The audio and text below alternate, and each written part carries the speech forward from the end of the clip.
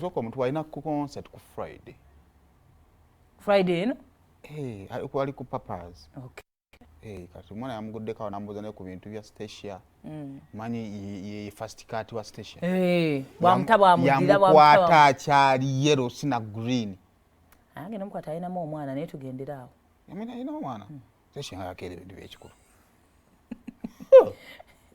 N'okujja mu kasasiro oyo musitule muteeke embire kasasiro wa kofi abantu babeera kofi azitowa kubanga abeeramu byino bayiwa mu byayi bijjani biki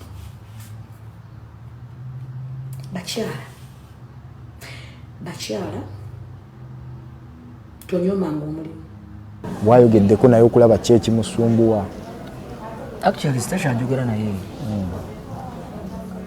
most of the time naye sana bakumbulira kizibu wano gwange njogera naye buli kaseera mugiye kubira ebyaliwo naye njogera naye naye tannabakumbulira wayankulira naye ne ka drop agala nga show yange era nangamba kyanguzo byokuba nga sikola ataliyo naye nga bumanyi nti omuntu aba n'ebintu bye ebyekyama byotamanyi ate bwemuteeka ennyo ku pressure ayinza okugamba omusajja abalaki naye tannabakumbulira kizibu kituufu sangala kukola bintu bikolaki bisina kuntula magulu tannabakumbulira kizibu kyalina ebyo byangu naawe ne wagamba nti kadde kano tusobola byo byangu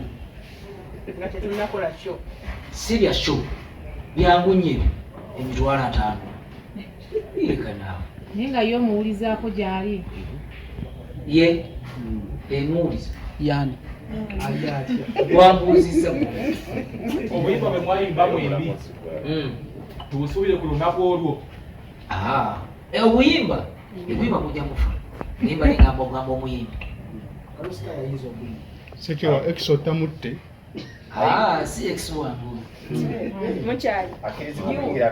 bamuleke asooka anyonyowe mwanyinaza actually leta munange olabayo abantu babisikontrodiga ekintu kino nze nnyina oluyimba lumu ne Stacia olutawa banswaliza sina oluyimba lwala naye naye kati twakolanga sho gye bayita gulukuso nga tukola performance ennungi abantu ne bakitamiga the other way wrong kitegeera kati ne balowooza nti oba nayimba nga mulimba lwange naye naagattamu ebigambo byewa ne balowooza nti enyimba twazikola ki kale ebyo byebyo Sekyewa alina concert mugende balinga mukola ki abagizi ba Stacia mugende mwagire ku Sekyewa mugende mwagire wesogwege soko mpola kafananyi ka Sam Gombi yanga adda buto ganyirira bulala Sister Sophie omusajja tomuta ejo gye emyaka mwe tubbirwawo wano waawo